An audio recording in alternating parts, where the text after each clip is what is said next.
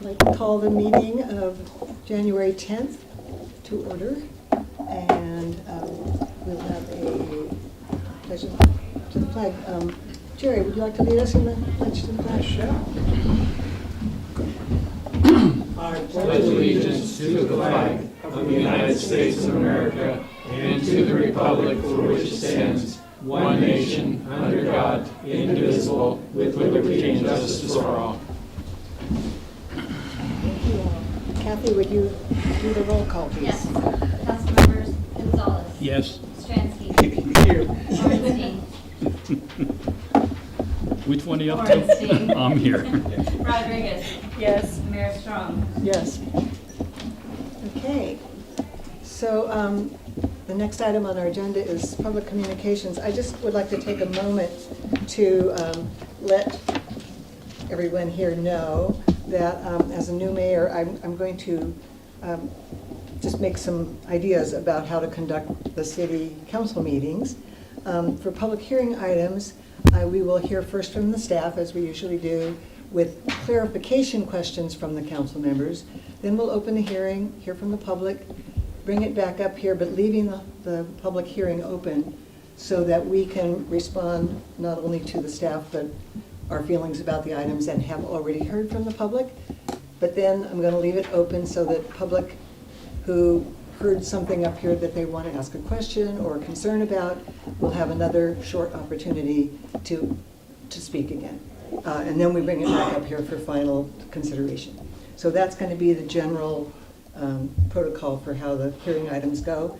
And I just also want to ask that all council members please raise their hand when they have something they'd like to say, and I will call on them in the order that I saw the hands. And I see Larry has his hand up. Okay, when the community speaks to us, we do have an opportunity to talk back to them also? Yeah, you can ask questions. I don't want to get a whole lot of... Well, I don't think you're talking about public communications, are you?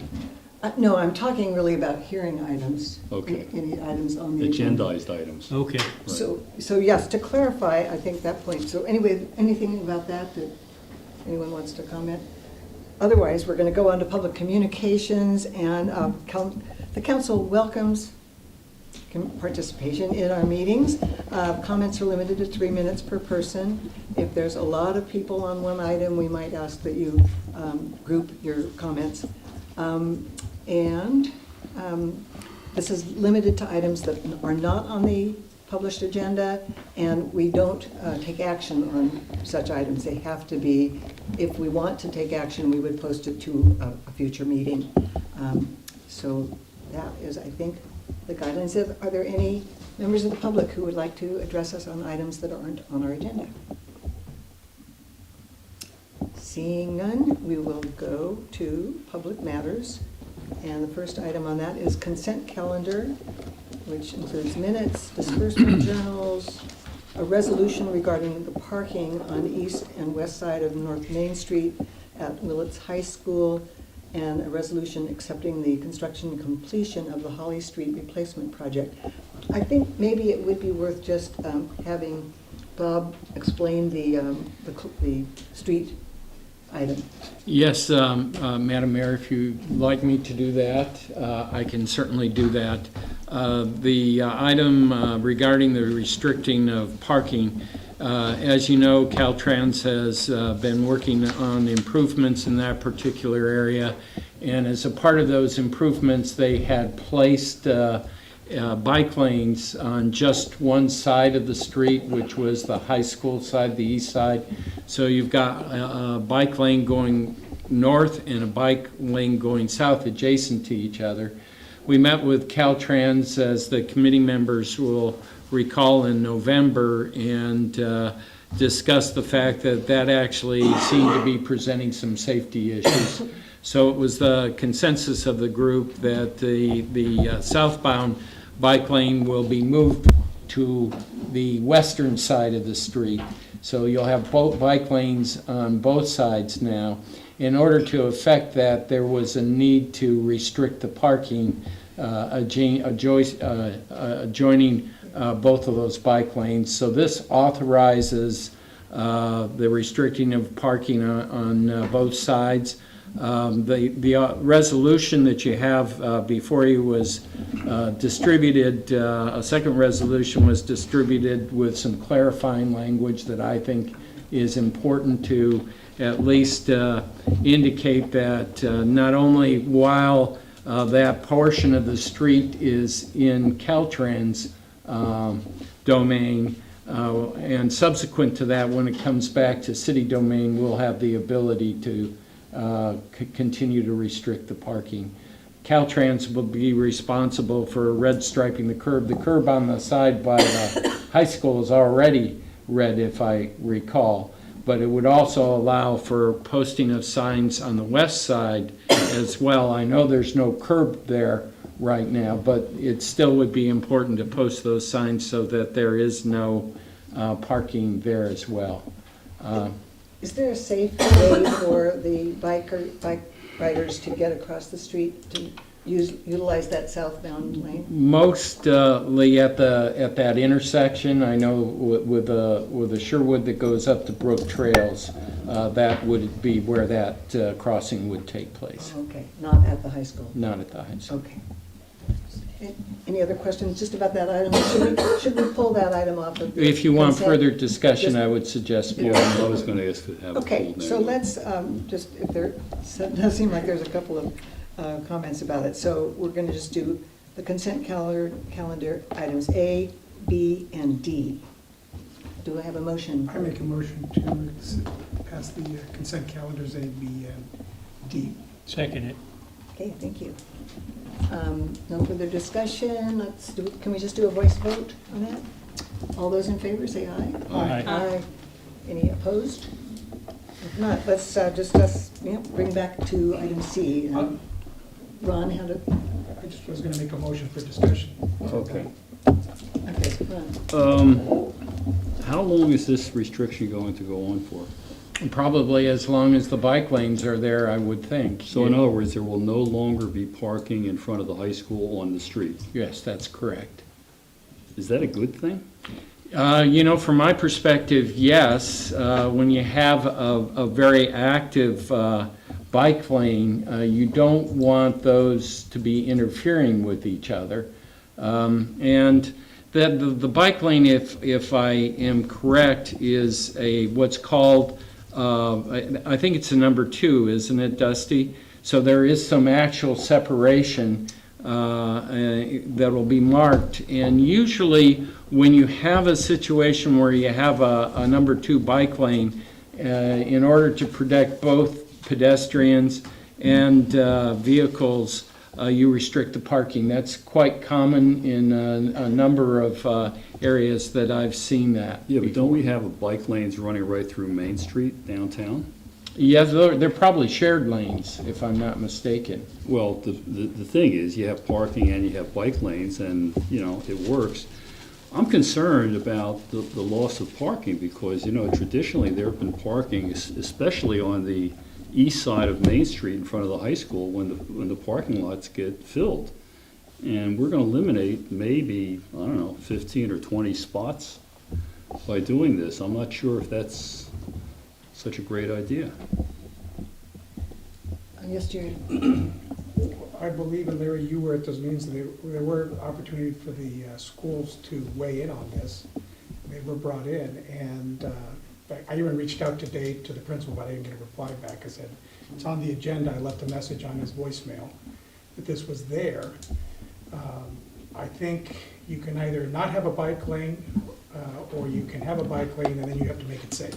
Yeah. So I think it comes down to that, and it's a matter of readjusting and folks having to walk a little bit for events up there. Well, it's not just a matter of walking, it's a matter of, you've seen it yourself, I'm sure, there's overflow parking, and sometimes it can get pretty, it can get dangerous trying to find a parking place somewhere where you really shouldn't. And the fact that we do share bike lanes with parking all through town anyway, I'm not sure that it's much of a safety issue. So, yes, Sabrina. I do believe it was brought before, there was some input from Safe Routes to Schools group that was making sure that obviously routes to schools were safe, and it was their recommendation, and I know firsthand that they were pretty excited about the fact that the parking was being restricted, despite the fact that we know that it's going to make it harder for special events, but we also want to make sure that kids are safe as our other pedestrians getting to and from the school. But I share Ron's concern. I'm concerned that graduation and other special events, that people are already walking from very far. That's going to reduce our parking, and I think that that's going to come back, or we'll just have to get creative in this community and coming up with some additional parking. So, yeah. Yeah, I mean, I guess the other point, though, is the reality of, yeah, I agree, you make good points about children's safety and stuff like that, but we're talking about the bike lanes that are directly in front of the high school. So if the kids are riding their bikes to school, they're not going to be using that bike lane. They're going to get off at the first driveway or wherever, or whichever they're coming from. They may. So- Where would they be going to? I want to interrupt for a second. I have a little bit of concern about, we don't really have a map that shows exactly where we're talking about and how many parking spaces. And if there's no real urgency on this, not too many people are riding their bikes during the rain, and if it can wait till the next meeting, I think it would be helpful for us to see exactly which area we're talking about and how many parking spaces. Is that feasible? Well, if I could, and I'm going to actually ask the committee members that were there to help me, and maybe Dusty, but if I remember, Caltrans views it as a safety issue. They actually requested the no parking to make sure that those lanes remain safe. And the movement of the lanes, which I think are going to be done sometime in the very near future, to move that. The main issue is to get the southbound lane on the other side of the street. And I think there was a timing issue that they wanted to move ahead with that, fairly certain, but I don't have a date right with me. And I apologize for bringing that up here because, I could have asked that question before the meeting and we could have probably addressed it, but it just, because of the comments, it's just sort of surfacing now. Do the other council members feel that it would be better to act tonight, or can we postpone for 2 weeks? Do we have time? We don't- What's the we don't really What's the know. time Yes. frame on this thing, Bob? That's what I'm unclear Could look about. it up if we have a minute. I appreciate that we want to keep the meeting moving, but I would have liked to have finished the conversation with Ron and trying to brainstorm some ideas and thoughts. As much as I'd like to see the meetings move forward, I would like to make sure that we also have the opportunity to engage in conversation. Well, the reason I interrupted is because I have trouble with the conversation until I can see exactly where we're talking about, but that was my fault not to ask. Well, it's the new for that. sidewalk that was put in, basically. Yeah, but exactly how much of the east side of Main Street is, or west side. So, what is the will of the council? Do we want to continue discussion now, and try to resolve something, or postpone? I'm quickly looking up the date for Caltrans. Okay. It's either that or, we could, it'll be a simple question to resolve. If we're not able to do it at this point, we could bring it back. It's only 2 weeks. That's my thought. It's not being put off for a month or so, Madam Mayor, so. I think it would be good to hear from the biking public and the students and people who will be actually affected by this. So, if it's not something that Caltrans has to have an answer before 2 weeks from now, I would like to suggest we bring it back 2 weeks from now, find out what the timing is and have a little diagram of what's affected, and then put it on as an agendized item. There might be some people Not concerned. want to address it. Dusty, do you have? Unfortunately, some of the emails that would be helpful in getting actual plans together in my archive, and I can't pull them up on my computer, but it looks like they were looking for a decision back in November, and we told them that we would have a resolution passed quickly. So, for whatever that's worth, it looks like we might be. So we're already 2 months behind. Well, it's the first time it came up to the council, so. We don't have a definitive answer. I would like to, I'll move that we postpone this item to next scheduled meeting. Everybody agree? No? Okay, then let's finish our discussion of it and come to a vote. Did you have anything more to add? I kind of lost my train of thought. Maybe Ron could pick up where we were. Well, I think where we were, I believe, was the actual safety issue. And the problem is that, there's certain buzzwords that are used. You throw in safety or, other words, and that brings up all kinds of images, which may or may not shade the actual issue correctly. So I guess my question is, what is the safety issue that we're talking about with this? And is it an issue? And what can be done? I believe it's important that the parking be maintained. People used to park on the grass. And I remember when we were talking about putting in the pavement and the curb and the gutter, everybody thought, wow, this is great. Now we have a real parking facility, and now it's gone. So, I think that's an issue, and I know there's a lot of people who just have this thing about automobiles, any kind of fossil fuel instrument. And that's good. Get everybody on their bikes, but not everybody rides bikes, and a lot of people park their cars at the high school for events. And if they can't park there, where are they going to put their cars?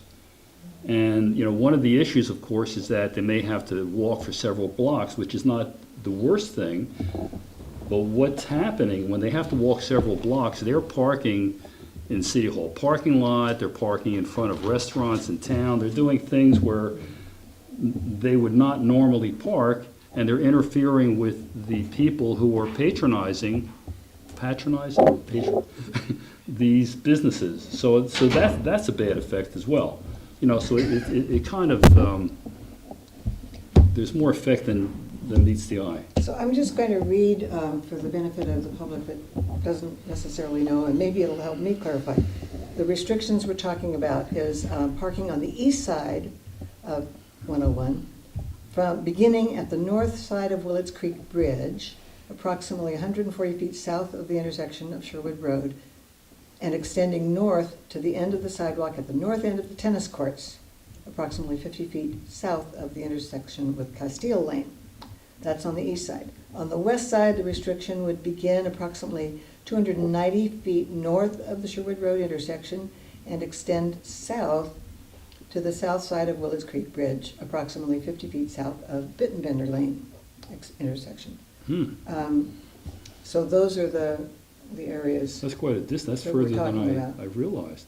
That's down in front of the VFW building. That's what I expected. Yeah. Yes. But there's no parking currently. No, yeah, Or right, anyway. not anyway, so that's, A question I have, and I think Dusty just stepped out of the room, is there a way to make it so that, because it seems to be about safe routes to school, that there's no parking during school hours, but then in the evening? Because really during special events, you don't think that's a possibility? Yes, I Jerry. think I was going to answer that. The problem is that it's a bike lane, and it's not necessarily kids using the bike lane. So somebody could be, especially if there's development north, on the north end, somebody wants to ride their bike through town and up through that area, and all of a sudden you say, well, when school's not in session, you don't have to do it. Well, they're not necessarily students that are going to use it. Well, I was just thinking about Ron's thought that, the bike lane is also going to go through downtown, and there will be street parking there.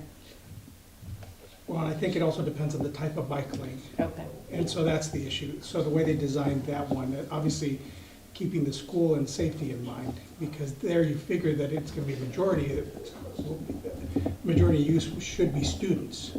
We all know that depending on the kids, a lot of them may want to drive, but so. One thought I would have if it was the restrictions were certain hours, not related necessarily just to the school, but in the evening, which is when special events occur and it's generally dark and it's generally not as likely to have a lot of bike usage, we could have those restrictions. But again, you have safety issues then, because But bikes that's aren't true. prohibited from Yeah. being on the road at night. That's true, it's true. So, But- again, but- it's probably better to have the bike lanes open and clear at night than it is. All during right, the so since my motion to extend this to next time didn't pass, does anyone want to move approval of the staff recommendation? Well, I don't think we finished discussing this thing. I mean, for Okay. example, I'm just, I think you, Bob, you kind of described what I mean, can you get a little more detail about what it's gonna look like? Well, as I understand it right now, you can correct me if I'm wrong, isn't there red curb striping pretty much along the high school as it is? It's just not signed, pretty Well, much. that went in with the construction. Right. The only thing they didn't put up was when they came back at that last meeting and suggested that the bike lanes as designed weren't necessarily gonna work.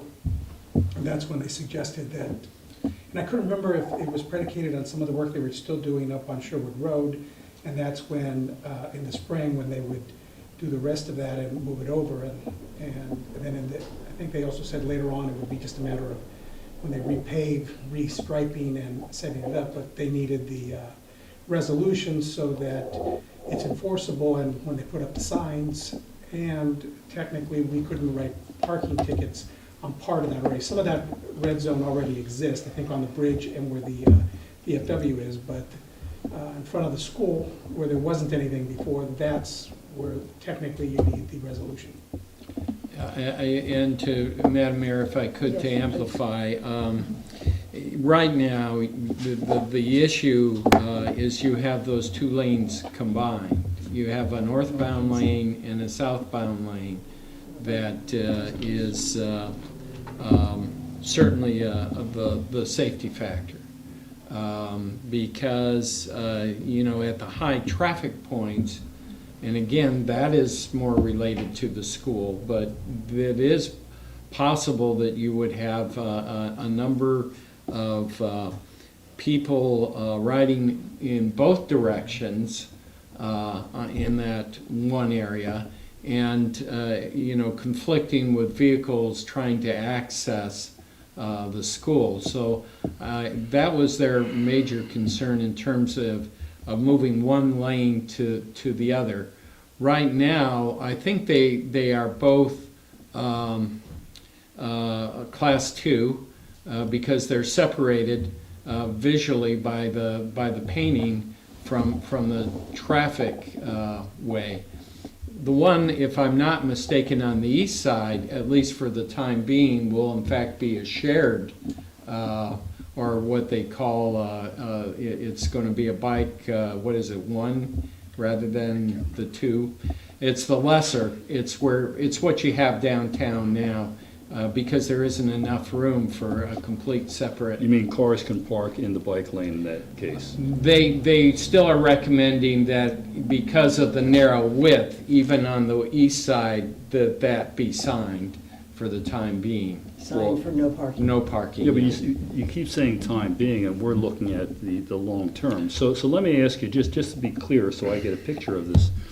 If there is parking, if we permit parking on these spots, and we have these separate bike lanes, one going north, one going south, on the east and the west side of the street, would it be the parking next to the curb, and the bike lane would be outboard of the There's not parking? enough room is the issue. There's not enough room? No, that's the issue. If we had enough room where you could have the bike lane out, that's the issue in that particular area, why you have basically, you can't have substandard bike lanes, so that's why it went that way. Now, the other issue, I mean, I'll throw it out there, is we can pass this for now, when it's our street, we visit it, but then keep in mind that at that point, the liability would all be ours.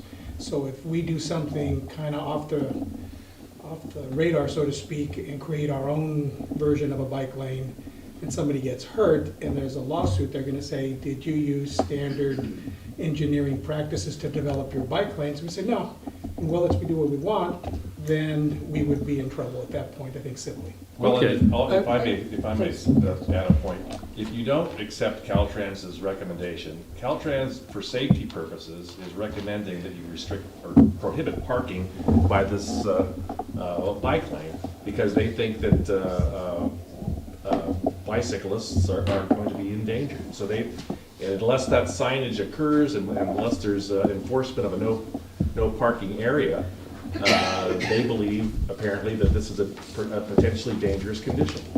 And so if you don't want to follow their recommendation and you refuse to prohibit the parking, and someone were to get injured or killed there, true, Caltrans is the owner of the property, but they might very well take the position that the city should share some of that responsibility for failing to follow up on their recommendation to prohibit the parking.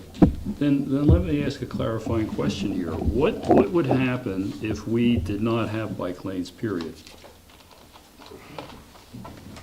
What is is there a law that says there has to be bike lanes? No. And if we do not provide bike lanes, and, I'm playing devil's advocate, I'm not anti-bike or anything like that, but, what is the downside if we decide we're not gonna have bike lanes? Or in this spot or whatever? Because we have bike lanes in downtown, and from what I've heard, they're unsafe, because you're sharing. It's a different type, Ron, and I guess what I'm saying. Well, but a is- bike lane is a bike lane, is what I'm saying. If there's a definition. No, I understand about that. Let Jerry No, answer the let me, what I'm talking Kind about, of asked a question. what I'm talking about is a bike lane is, whether it's a class 1, 2, 3, or, whatever it is, the principle of a bike lane is to have a relatively safe space for a bicyclist to ride in with some kind of a surety that they'll be, safe. Now, some of these bike lanes consist of having a physical barrier, and most of them are just like a stripe, a painted line on the street, which really doesn't protect anybody very much. So I'm trying to get a sense of, what are we talking about here? When we talk about bike lanes, these sacred things, and if we do not designate bike lanes in certain spots in this town, what's the harm? Jerry, did you have a? I guess my only thing is that it's considered a safety thing. I guess we could say we don't care about bicyclists, we don't want to, by virtue of not having them. And if absent something like an engineer telling us, hey, the street's too narrow, like, we have some really narrow streets in town. I think if you put a bike lane in there, you might actually be causing an accident, because you'd be, instead of it being a shared street with a bicycle, you'd be saying this bicycle has a preference. So I guess in an area where we've said, and we've encouraged Caltrans as part of our meetings with them, that we wanted bike-friendly streets, then now we'd be kind of reneging on that also. Well, does a So, bike-friendly sorry, street have to I didn't mean call on that you. I it's didn't a... call on you, Ron. I really don't want people to just, talk when they feel like Yeah, talking. just get in the middle of the conversation. Go ahead. No, it's Go fine ahead, for you to go say ahead. something, I just don't. My feeling is we have a choice right now. We want to approve the staff recommendation.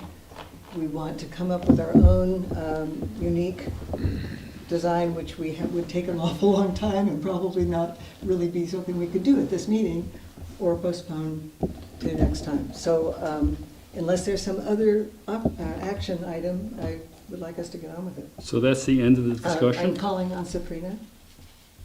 I'll make a motion to approve the resolution of restricting the parking. I will second that motion. We can Okay, still that's have the more way it reads? discussion. Is that the way it reads? That's what we are going to vote on? Yes, Okay? it is the resolution and the staff recommendation, and this was the map that illustrated it. It's kind of hard to read. Any other comments about this? Welcome, Dan. No, I'm done. I see, you're not permitting a free discussion of this thing. You just want to watch the clock and move on, so let's go. Well, what you're asking for, I think was what I said was the option to come up with. I'm not asking for an some- option to anything. I'm looking to discuss the philosophical basis of what we're talking about. And I haven't heard a real clear explanation of what We heard. what the issue is. I think we heard. Why are you that. talking when I'm talking? No other comments from the council members? Then I'll call for a roll call Is there vote. any public comment? Yeah, any public comment? Yes. John?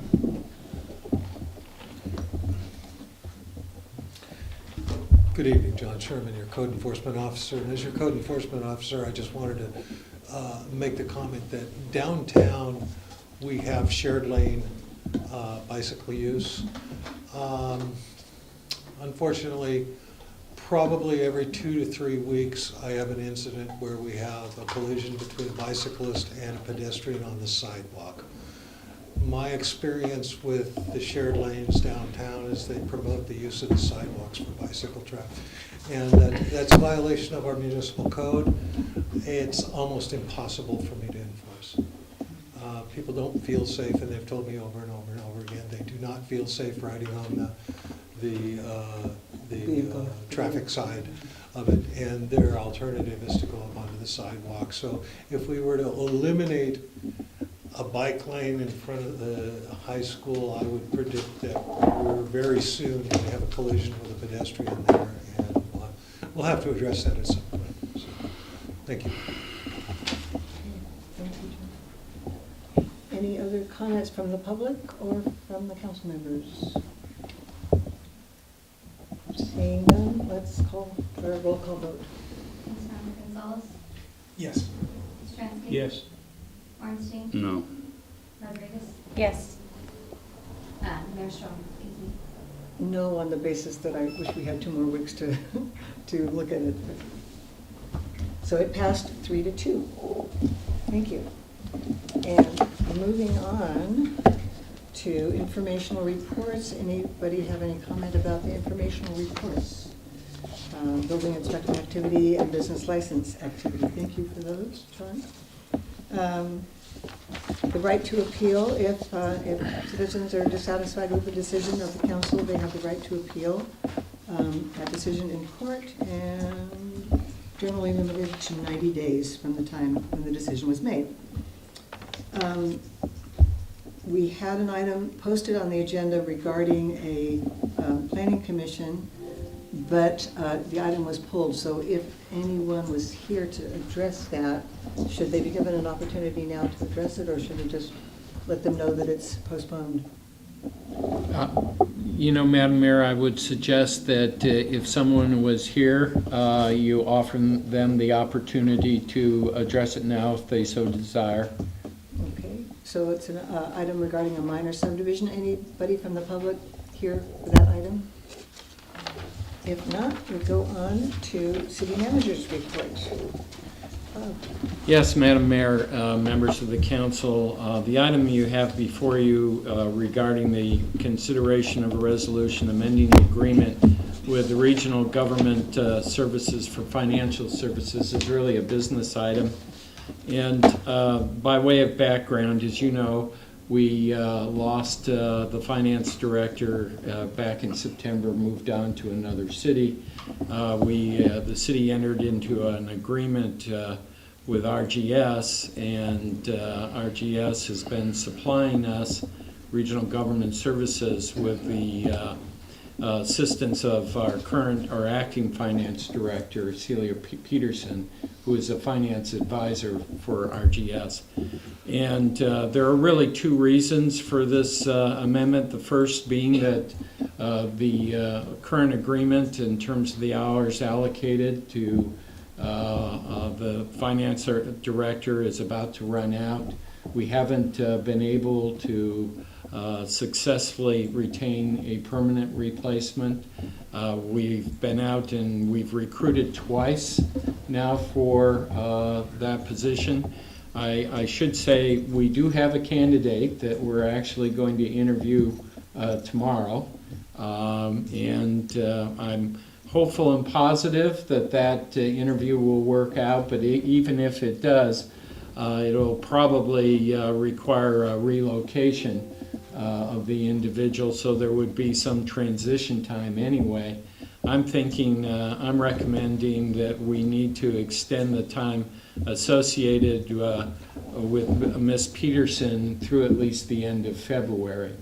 The other issue that we have is that we're trying to prepare the audit, last year's audit for FY 16-17, and we discovered that a number of the months in that fiscal year have not been closed out yet for a variety of reasons. Ms. Peterson has been attempting to work at it, but as noted in the staff report, she has been only a part-time employee, 33 hours, and a good deal of her time has just been used in just keeping the normal day-to-day finance issues moving forward. After consulting further with RGS, I'm recommending that the agreement also be amended to allow a public accountant, the services of a public accountant, again for a limited period of time to assist with the closeout of last year. The reason that is so important to accomplish now is for a couple of reasons. One, typically the timeliness of the audit. Audits are generally completed and submitted to the council within 6 months of the close of the fiscal year. We're already beyond that. There are certain reporting requirements that you have to meet in terms of having a completed audit. Part of those is covenants that we have within the various loan agreements. We have to supply those financing institutions with our annual audits, and we want to be as timely as we can with those. The other important reason for completing the audit in a somewhat timely fashion is that it does serve the purpose of verifying what your actual fund balance is at the end of the fiscal year. Otherwise, you're dealing on whatever assumptions you've made. And so to have a very good sound feeling as to where you are, you need to get that audit completed. The other thing is it's an evaluation of your process and procedures for a good public service, a good public. The public would expect it as a part of our fiduciary responsibilities that the audit reveal if there are any procedural or processing issues that we need to resolve. So for me, it's important that we retain the services again through RGS for the accountant assistance. That would probably be done in about 6 weeks, and with the ability to get that done, we should be able to get a draft audit to you by April. Not as timely as I would think would be important, but it would still be sufficient to meet most of the reporting requirements that we're supposed to do. The entire cost of the amendment is about $38,000. That amount is on an hourly basis, so if it's possible that we're able to get that work done sooner, we will, and won't use that entire amount. It's a not to exceed amount. The amount would be shared amongst the various different funds. The share for the general fund would be $12,000, as noted in my report. Just for the increase. Yes, just for the increase. The overall agreement would increase from $45,000 to $82,400, if I'm not mistaken. The amount of that total increase is slightly less than $38,000. The $12,000 would, as noted in the report, our current projection is that we're actually making progress with the general fund deficit. The budget reports that it was at $389,000. Staff is currently projecting that we may be able to see it reduced to about 243, which is still deficit spending. There's no question about that. But the additional 12,000, if approved by the council, or the amendment approved by the council, adding 12,000 to the general fund, would increase or change that deficit amount at the end of the year. I think the alternatives would be just to retain the financial services of Ms. Peterson for an extended period of time, but the problem with that, it would just delay the completion of the audit beyond what I would really think would be appropriate. So I have also, with the assistance of the city attorney, distributed additional resolution that is really a bit more specific about what this amendment includes, and I'm recommending that the council adopt that resolution. Certainly, I'm available for comments, questions. So opening for questions from, Sabrina and then Ron. I just want to say that I agree that we talked about this at the finance meeting, and the delaying of getting the audit done could potentially cost the city much more than the cost of extending this contract. And so with that, I would make a motion for the resolution. I'm just asking for questions first, and then we're going to open the hearing. So. I can't make a motion. Well, no, you could, but I'd like to have the sort of procedure that we clarify the staff. The questions most likely. Then we open the hearing, and then we make motions. So you're free to make a motion anytime, but in general, I think that's a nice, suitable way to proceed. And Ron, you had some comments? Yeah, I don't disagree with the idea that we have to get prepared for the audit. There's no question about that, but I just want to get some clarification here. She came on board in September, I believe. That's correct. And are we and she's working 33 hours a week as it okay, is. and are we proposing to change those hours? No. Okay, we're just extending the period. That's correct. So in that period of time that she's been working, all she's been able to do is the day-to-day Pretty accounting. much, yes, that's correct. So why do we believe that now she's suddenly going to be able to get us ready for the audit, in addition to doing what she's been doing?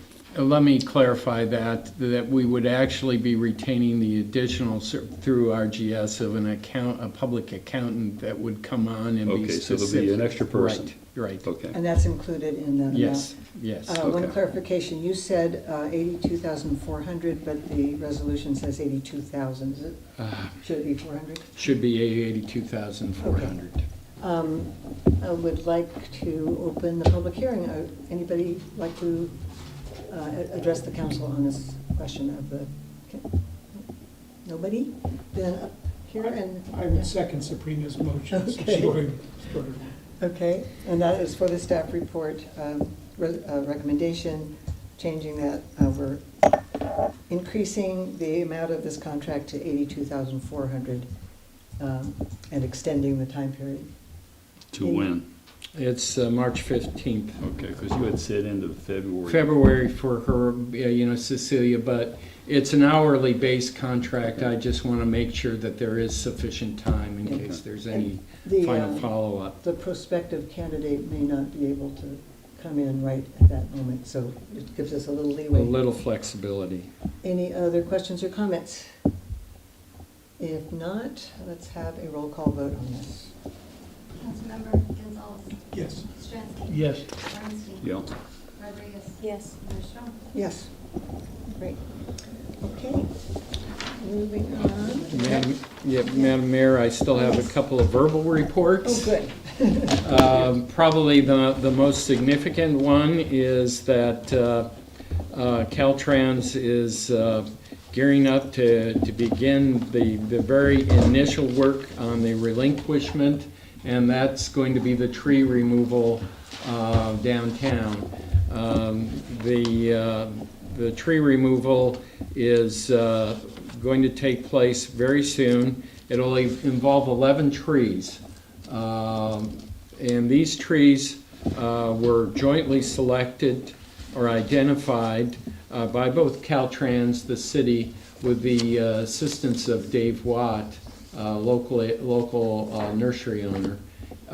The trees that have been identified for removal are trees that are really either structurally unsound or unhealthy, so they would need to be removed in any event, whether the project was going to continue, because eventually they would cause the city problems.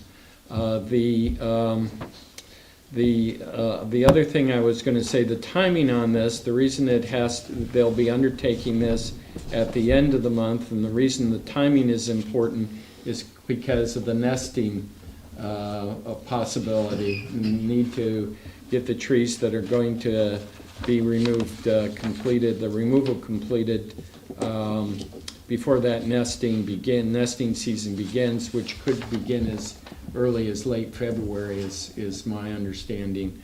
The actual work will be done, planned to be done on 2 Sundays, the 21st and the 28th, and the Sunday mornings. And the reason for that is because it's minimum traffic and hopefully not much in the, some businesses will be closed, and the impact will be minimized to a certain extent. In terms of noticing, I've been working with Caltrans in the development of a press release. I've had that press release reviewed by Mr. Watt as well as staff here. And also we're developing a flyer that we'll hand out to all of the businesses in the downtown area so that they know what's going to transpire. On that subject, I don't recall if you were here when we were cutting down trees across the street. No. But I would suggest that in this press release, you go into a lot of detail about why these particular trees have to come down and the state of health and all this other stuff, because we have a very active community when it comes to cutting down trees. And just to avoid issues down the line, it might be a good idea to get in front of it. And I'm sure Dave can create a storyline for this. The suggestion is well taken.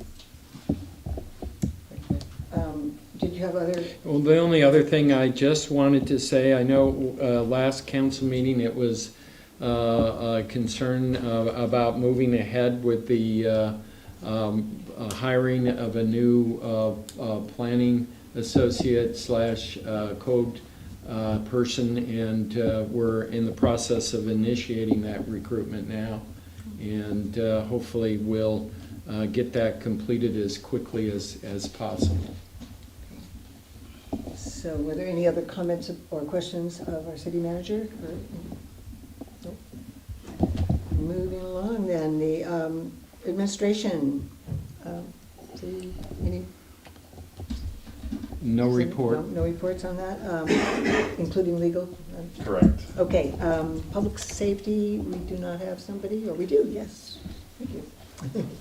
Don McQuarrie. Don McQuarrie, yes. I hope you remember my face. Well. Madam Mayor, Council, Sorry. thanks for allowing me to get up here and speak on behalf of Chief Willis, who is speaking on behalf of Chief Warnock, who I happen to know from childhood.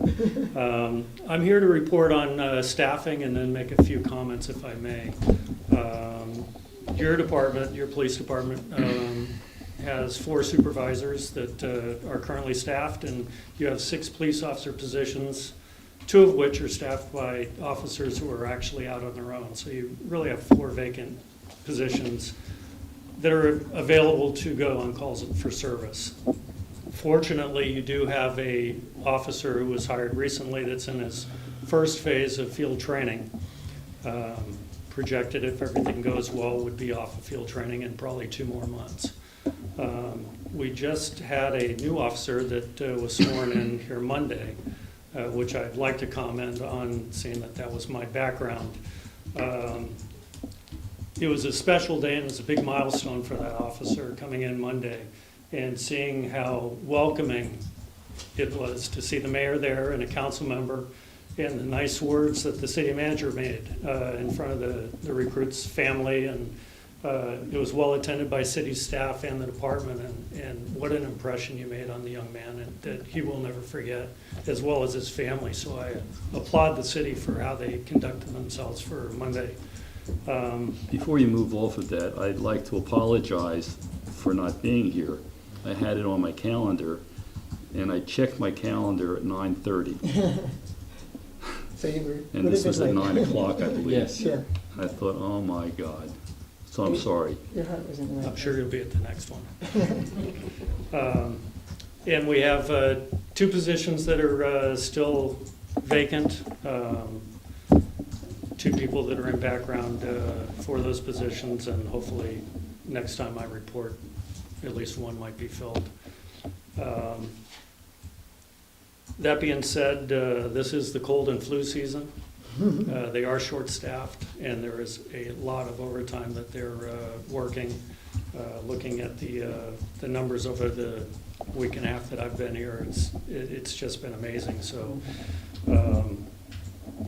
the work environment in the police department, even with the short staffing and all the overtime, is amazing. I've been around many police departments throughout the Bay Area.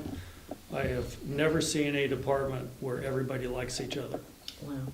And I get it, it's a small department, but this city is doing something right with its police force, and I'm sure it has a lot to do with the prior police administration.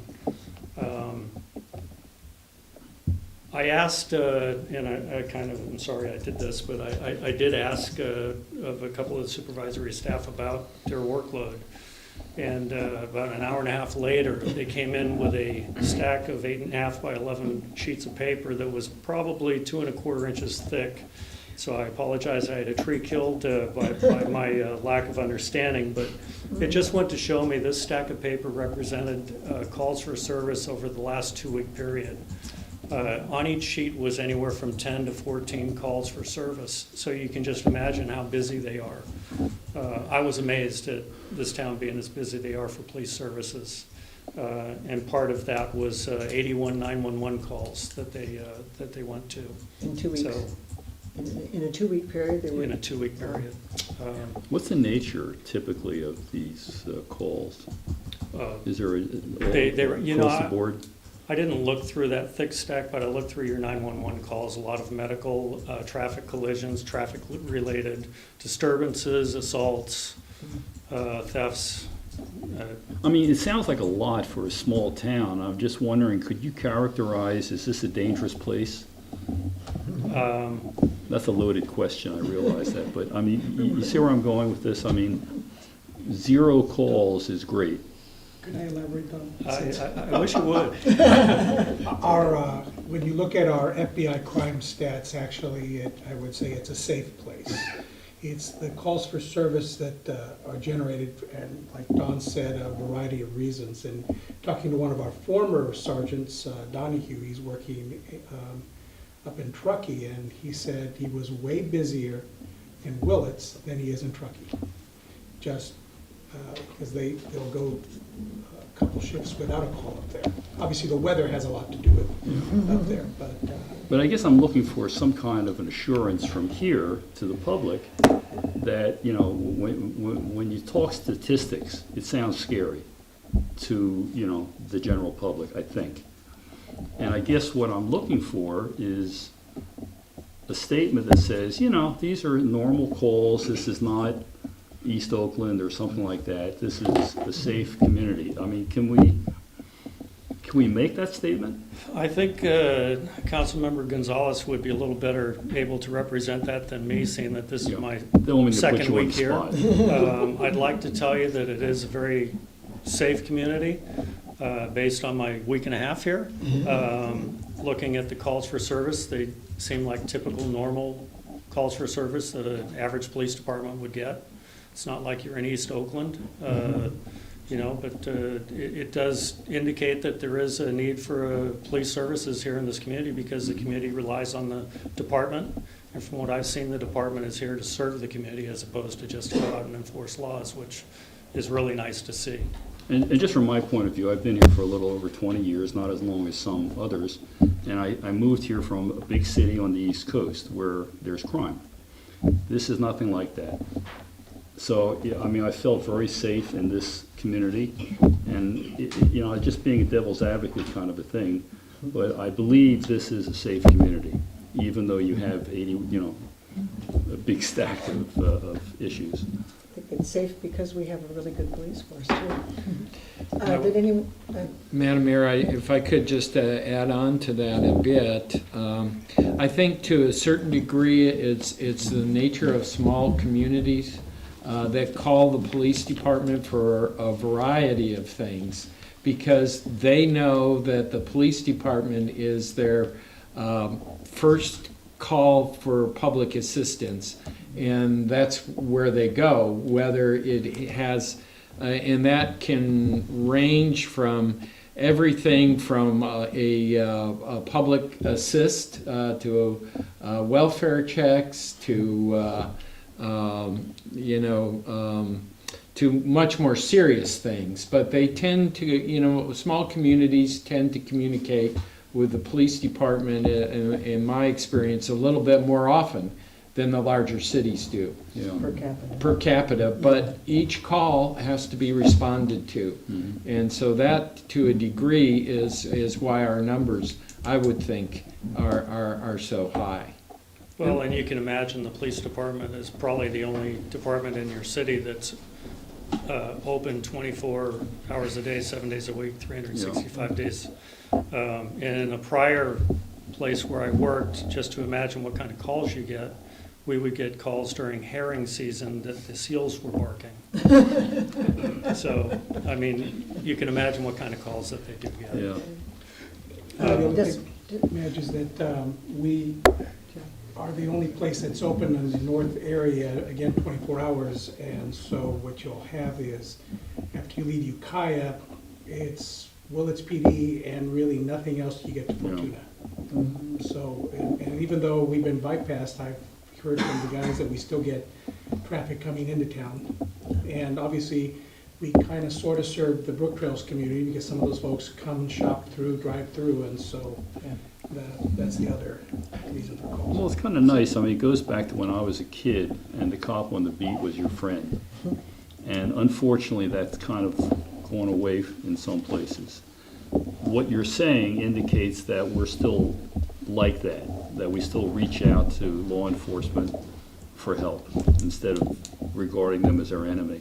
From the conversations I've had with the employees, that's exactly how I see it. Good. Do you have anything further?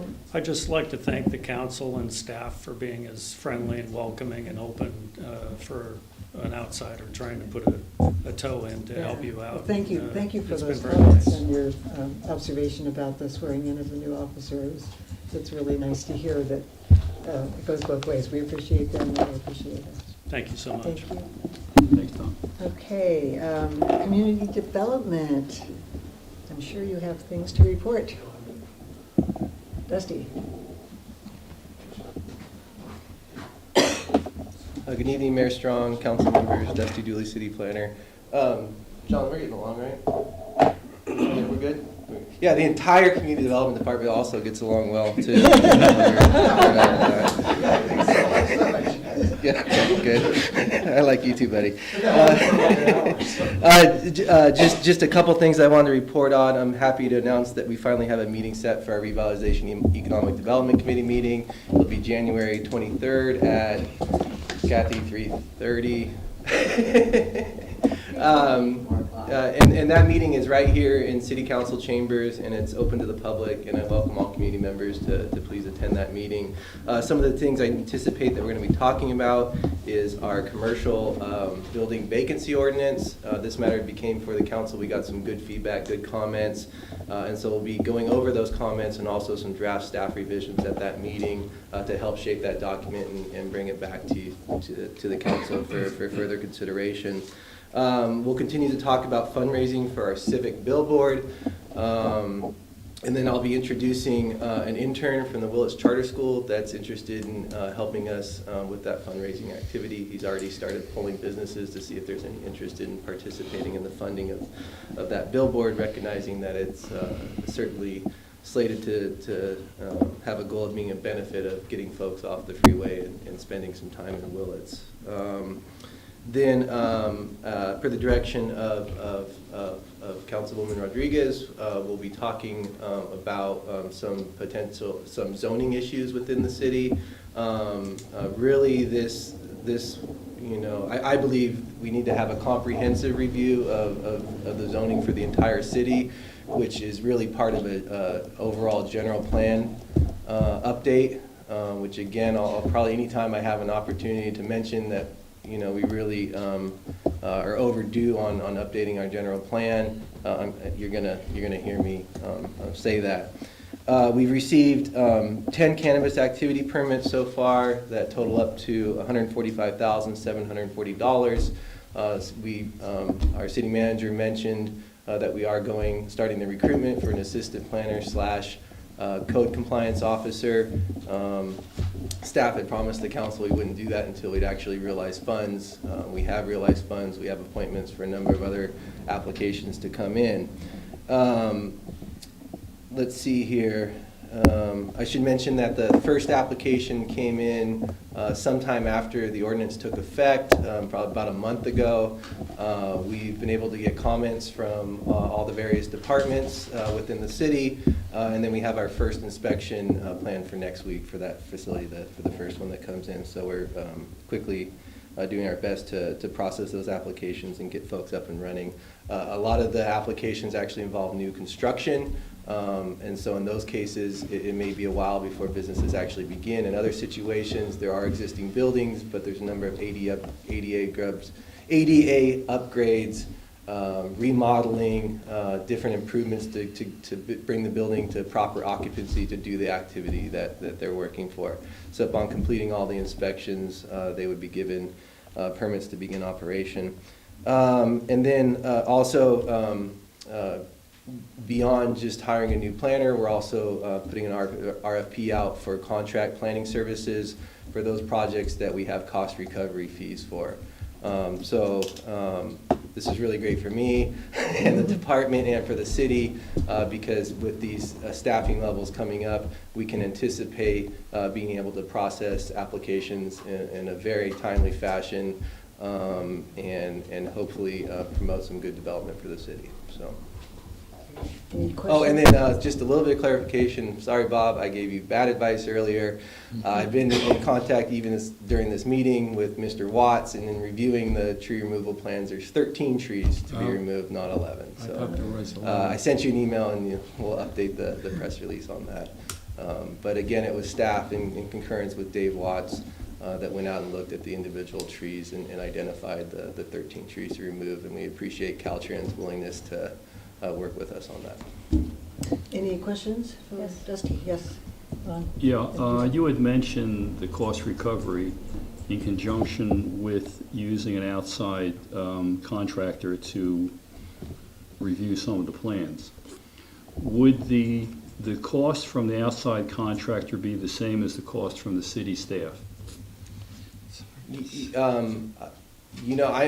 I have hopes that their efficiency in a processing application would be the same or quicker than staff. All right, well, the reason I'm asking that question, obviously, is Yeah. that the applicants have the expectation it's going to cost them a certain amount of money to process their application.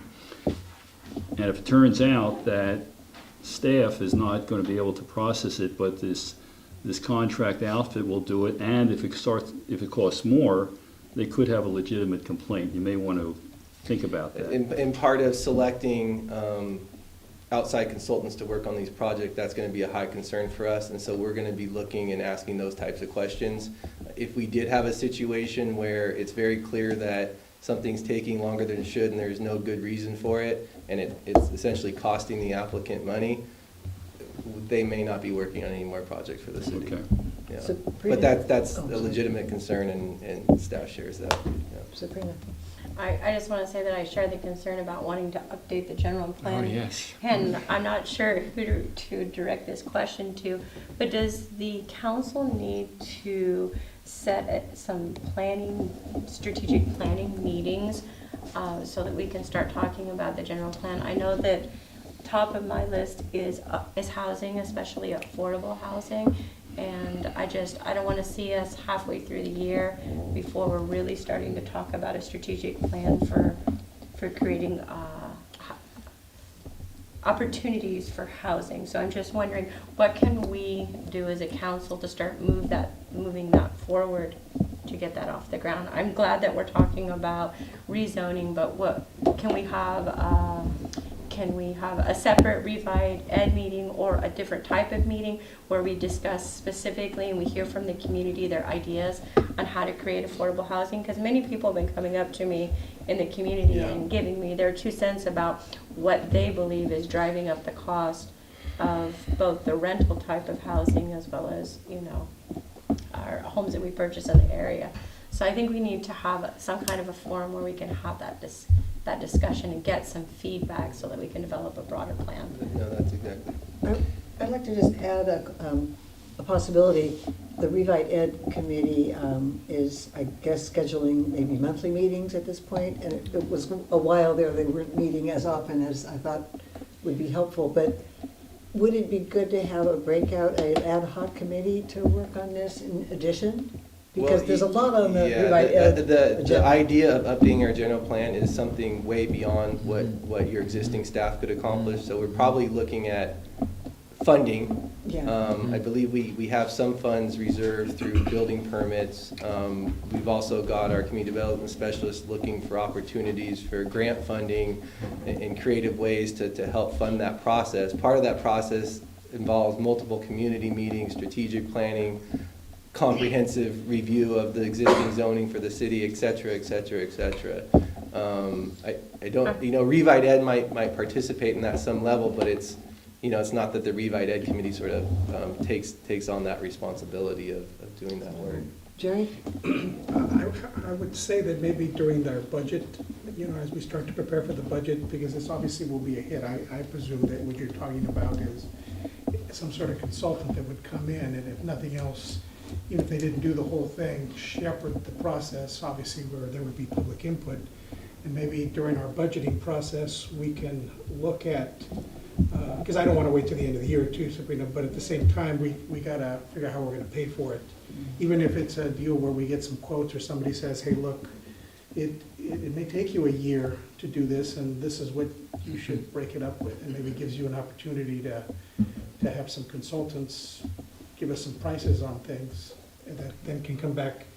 I think what I'm looking for right now is just the framework of we can start this process here with a potential timeline of completing the process here, and then we can fill it in along the way. Is what needs. Well, I know, but we got to figure out how we done. pay for it, because I think that, again, unless Dusty's telling me that it's going to be something he can do himself, which is, I don't think he's telling me that. It's never happened in the That, history. that I think that we need to kind of know. It's like, if I'm going to need a new engine, or I need a new transmission, or someone's going to tell me, hey, look, you're going to need a new engine and a transmission, but the more important one first is the transmission, because your engine can.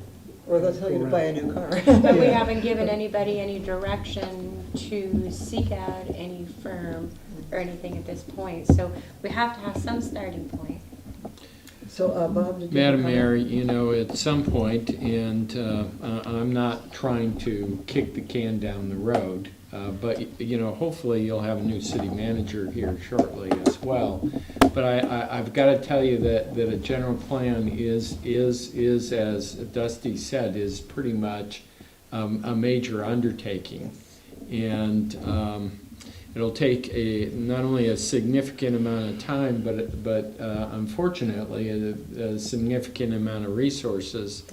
It may serve the council as there's time to do it, maybe to initially have a work study session where you're acquainted with what a general plan work effort would be like, what the possibility is cost-wise, even before you get to the budget process, so you can begin to think about it. I And, like that idea. and then, you can also talk, I'm not sure, what can we do in between, because, a general plan update, as I've mentioned and as Dusty has, is a significant undertaking. But I will say that it is something that, I would encourage you to do as expeditiously as you can. One of the things that in almost every jurisdiction, a developer coming in to work on any kind of housing will want an update, because a general fund update provides a lot of those policy questions and answers before they ever get in the door. The other advantage of a general plan amendment, a major general plan update, is that you can use the general plan's EIR to address issues so that developers don't have to readdress them as they come in. So it has a real way, once you get that major work effort done, of being a strong assist to the developer as well. So I'm assuming we'll put that high on the new city manager's agenda for us to get going in the early spring. Is there anything that we can do related to housing in conjunction with the general plan, or? Well, that's what I'm suggesting, that you might want to explore that in a work study session, so you can take a look at maybe what some of the short-term things you can do, as well as the long term.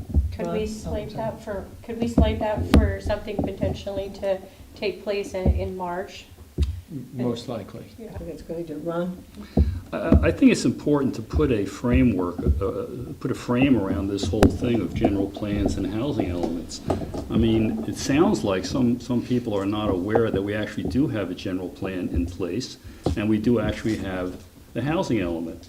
And by law, we have to update them every 5 years, I believe, correct? General plan every 10, Every 10. So when was the last time our general plan was updated? 1984. That's Are right. are you sure? I could swear that I've worked on it.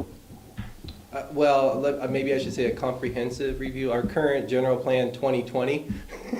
No, but I mean, we was have been adopted updating in it. 1984.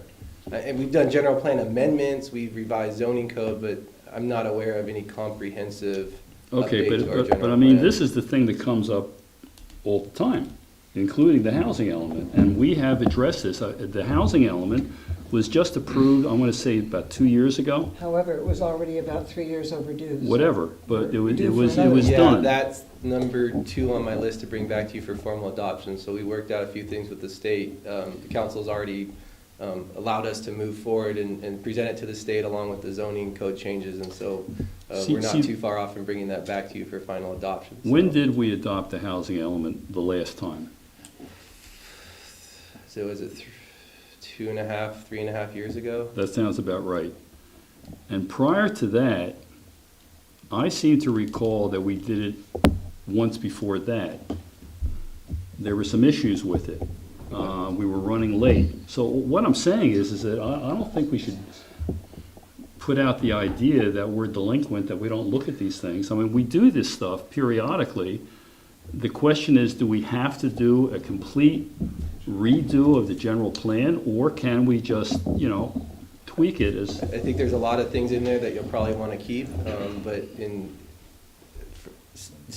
staff highly recommends that we do update the general plan, and that there is a lot of value to that process being completed. And how much money typically are we talking about? Well, there again, that is something where I think a good discussion of this type in a workshop setting would be helpful.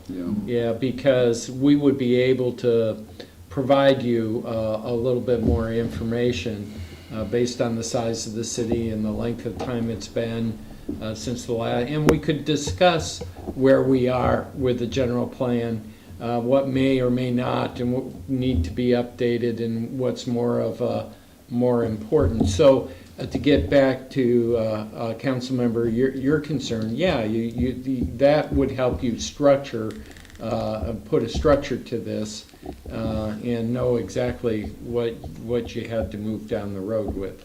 Okay, so the other twisty point here, let's say if our general plan and housing element are out of date, what's the consequence?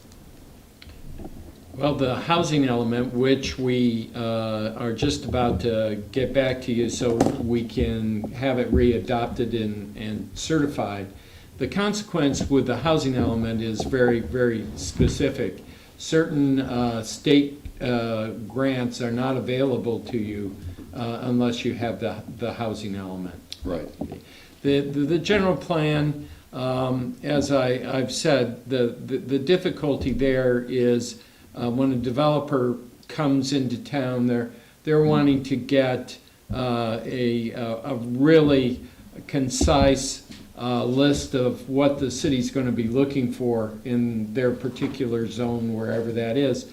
The general plan helps provide that kind of information. It just makes it, in my mind, a little bit more difficult for someone wanting to develop if a general plan is needing to be updated. The other thing is the EIR issue. Simply, if you have a general plan update and you have with an accompanying environmental document, it will mean that each individual developer or project can tier off of that or use that EIR and not necessarily have to undertake the burden for themselves. So it's helpful in that regard. Okay. Well said, thank you. Anything else, Dusty? Nope. And John, do you have a separate anything? Okay. We are now at Public Works and Engineering. Say that again. No, he doesn't No. want to say that again. No, you don't, okay. Anything from Public Works and Engineering? No, Madam Mayor. Okay, so we're going to move on to City Council and Committee Reports. League of Cities would be Jerry, I think? We have not met. Okay, they're going to be a meeting soon, though, right? And Mendocino, MCOG? There isn't any meeting this month. They what? There is not any meeting this month. Okay. EDFC, would you like to report to us? Just simply that it meets tomorrow from 2 to 4, and Heather Gerwitz, who worked for Congressman Hoffman's office, is now serving as the new director for the EDFC. Heather is the director of EDFC? She is. Really? Yeah. This month, she's transitioning. She's doing some of both, continuing with Huffman's office and EDFC, and then she's becoming EDFC. How'd you swing that? Pretty excited about it. Yeah. I guess I'll wait for the council member report to add something to that. MSWA will be meeting tomorrow, and I had a couple of things. They also met just after our meeting, our most recent previous city council meeting, and they presented a 3-year plan. This is the new general manager of MSWA, who's done a really kind of taken things in hand and has this 3-year plan identifying all the different areas of responsibility of MSWA and his goals for a 3-year period. He's done a budget review and enabled through the budget process to hire a couple more people, I think a position and a half, to accomplish all these things he wants to do.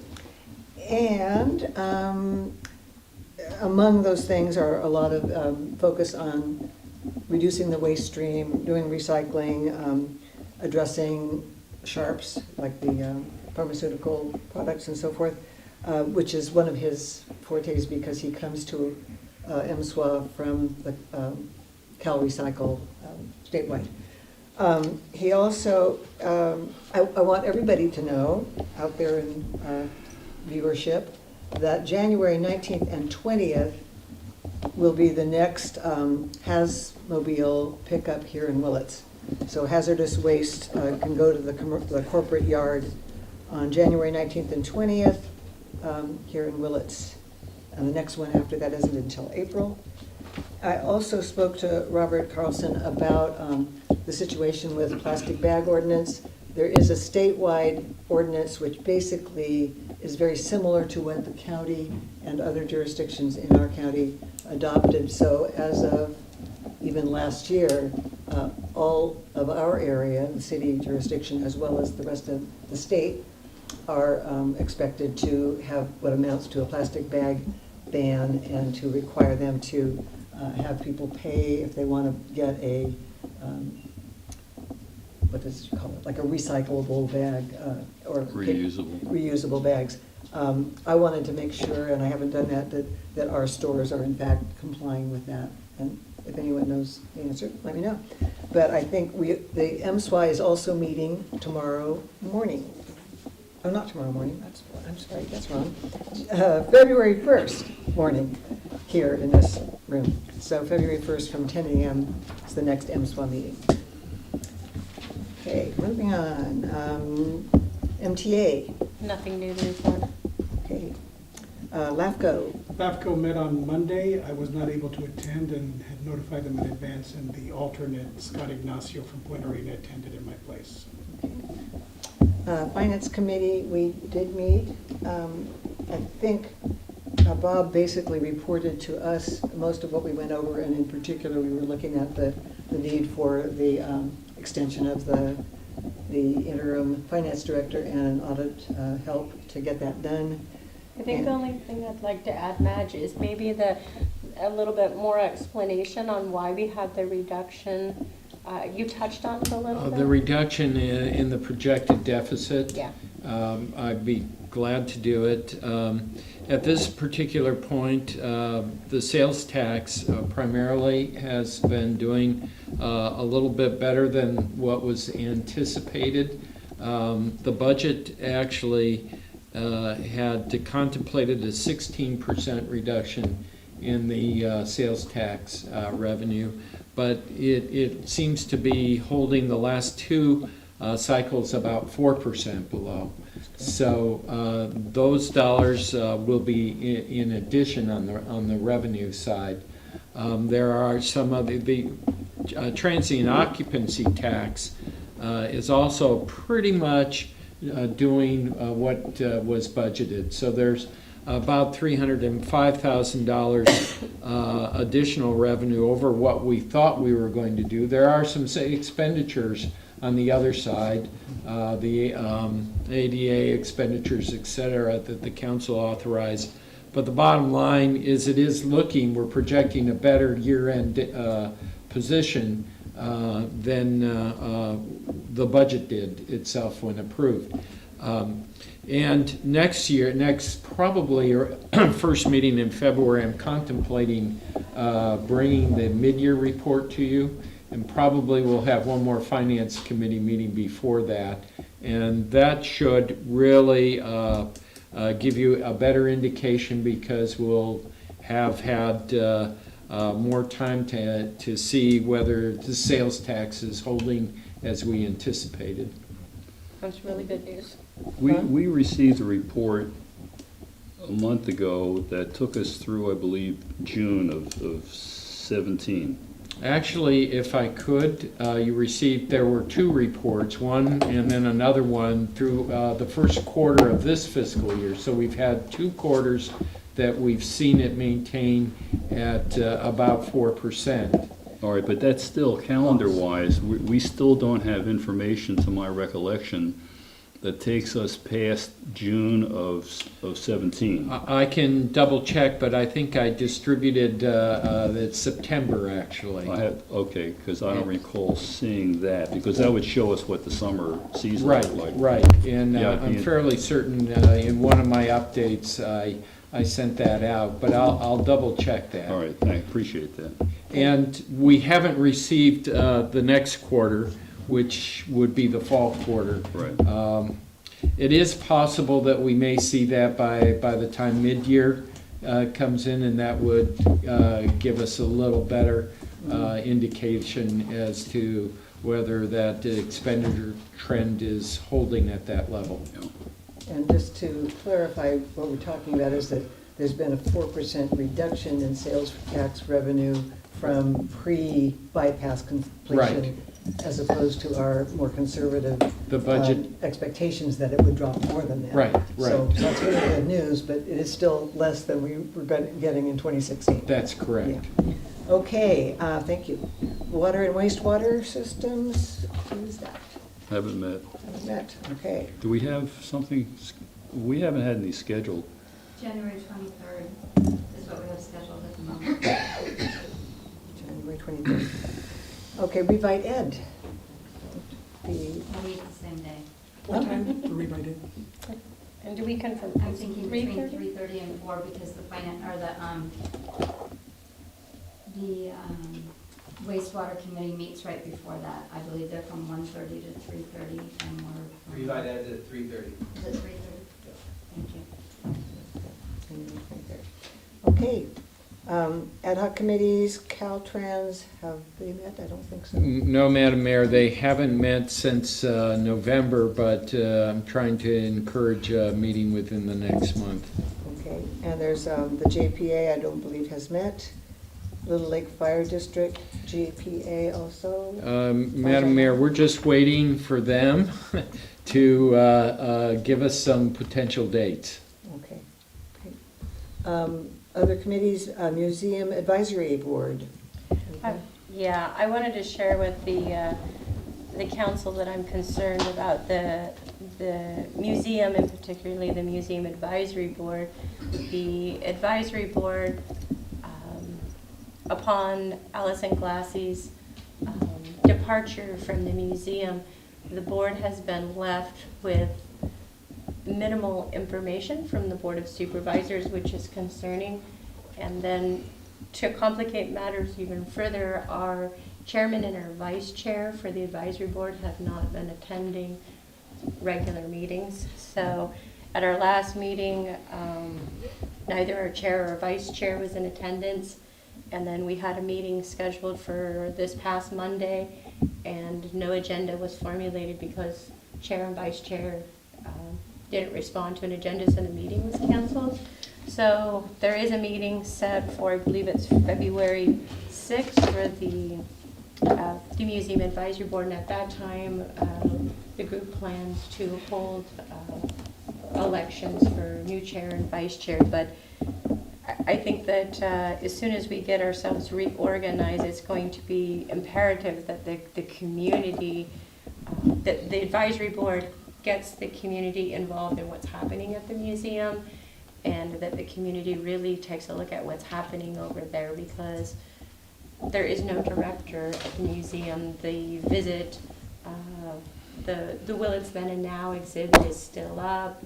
Things are just kind of humming along, but there isn't any real vision and direction, in my opinion, happening with the museum. And I'm a bit concerned that the Board of Supervisors may not be fully informing the advisory board or keeping the community abreast of what their end game is in regards to the museum. And I would not want to see the museum leave our community. It's a valuable asset, both to the city of Willits as well as the county of Mendocino. So I'll keep you updated on that. But I do have some concerns. There's an inside story that I'd like to share with you at some point. Yes, and I think it would be helpful. I've met with Allison separately. I've met with the fundraising partner for the museum.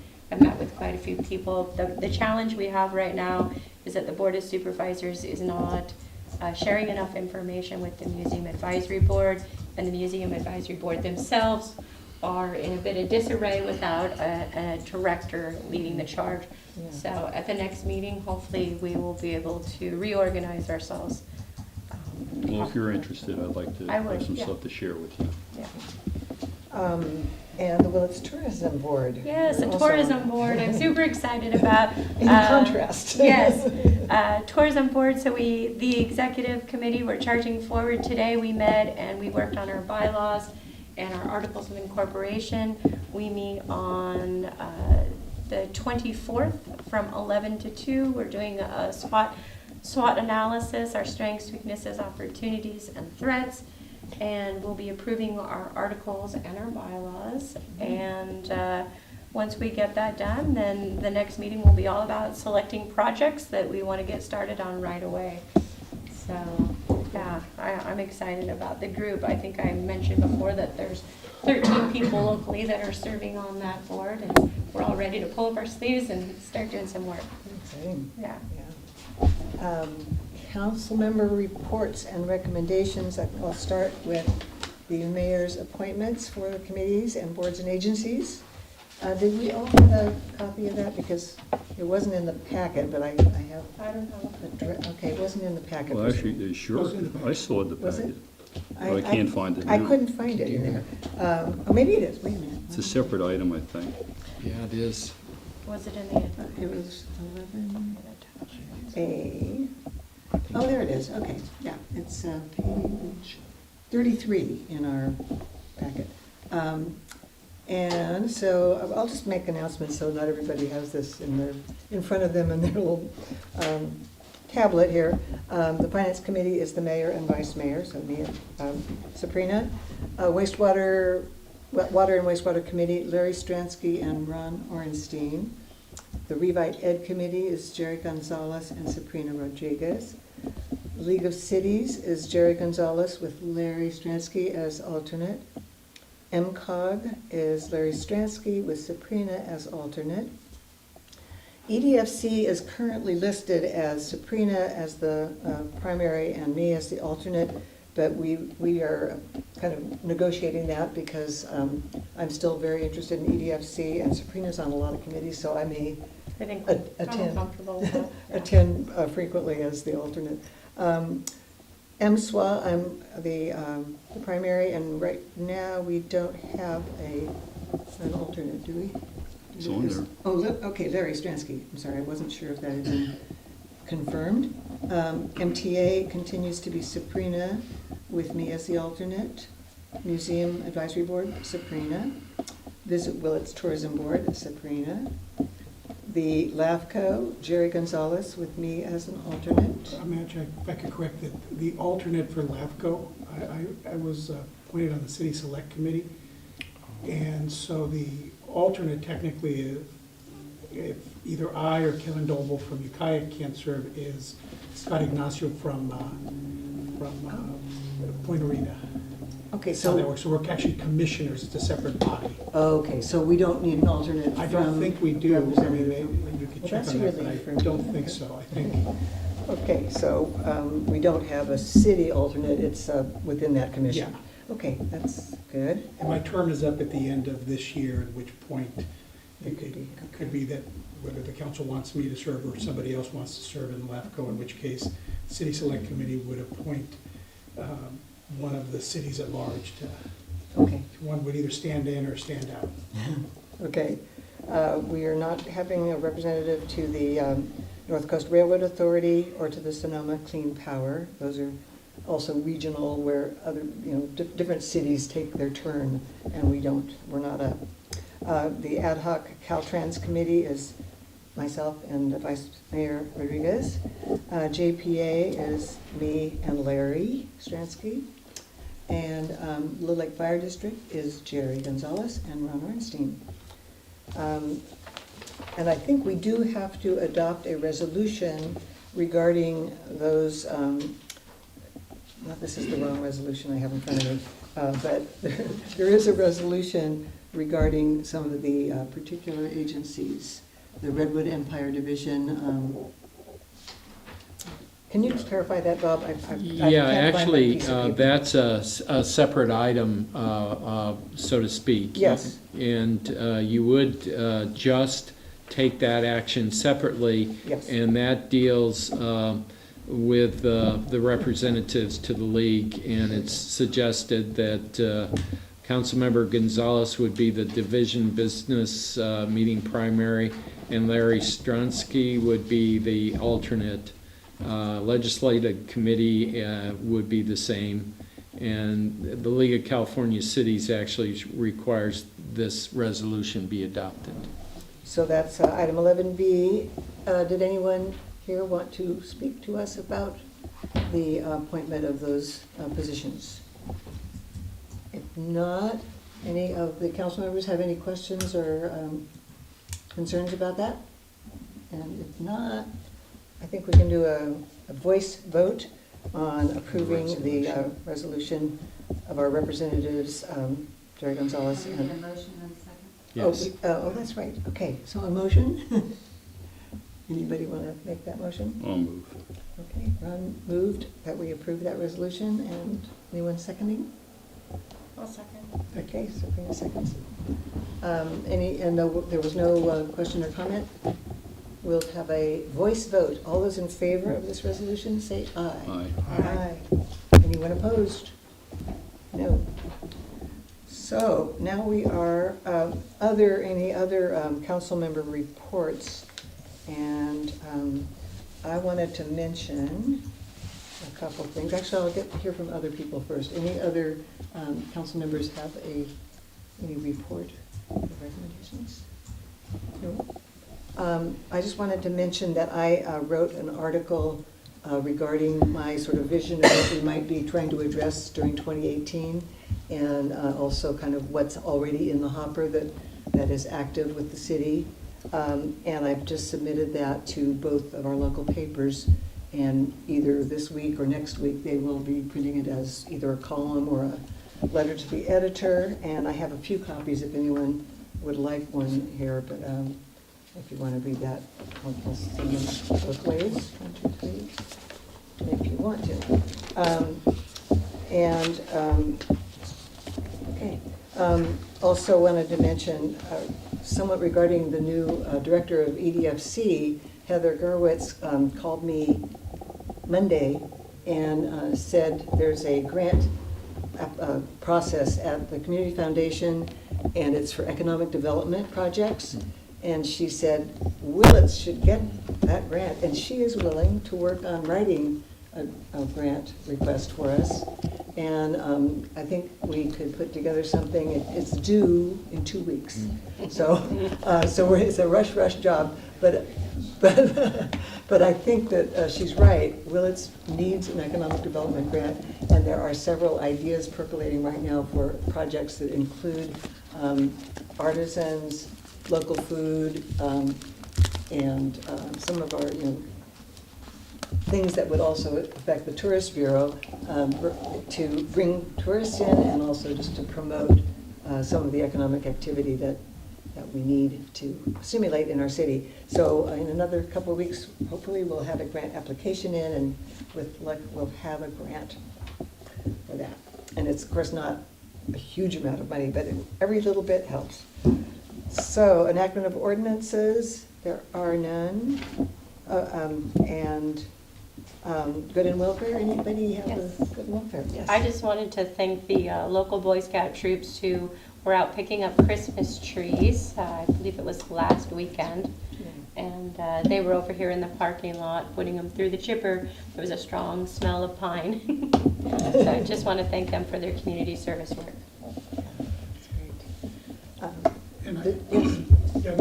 believe Rotary's going to have their crab feed later in the month, and so I actually missed a couple meetings, so I believe it's The 20th. Thank you very much. All right. We are going to go into closed session regarding, pursuant to section Government Code 54957, and it involves recruitment of city manager. And we will report out if there is something to report out after that closed session. Thank you all for being here.